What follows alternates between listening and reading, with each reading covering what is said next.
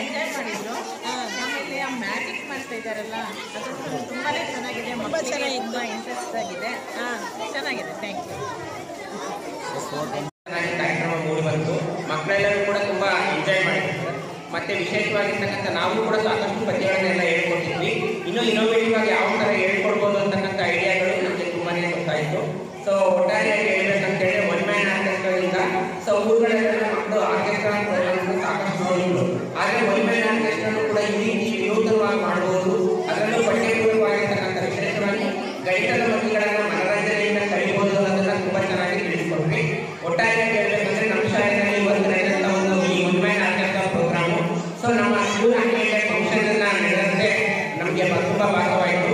So thank you for giving one more opportunity to celebrate this occasion in our school. Thank you.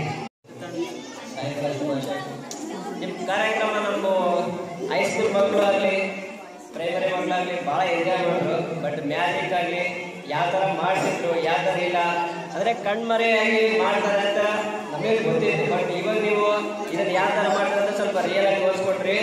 ಅದೇ ರೀತಿ ಈ ಕಾರ್ಯಕ್ರಮ ಸ್ವಲ್ಪ ನಮಗೂ ಸ್ವಲ್ಪ ಎಂಜಾಯ್ಮೆಂಟ್ ಸಿಕ್ತು.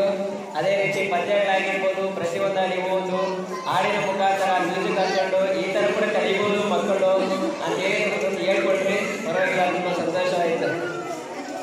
ಮೂಡಿ ಬಂತು.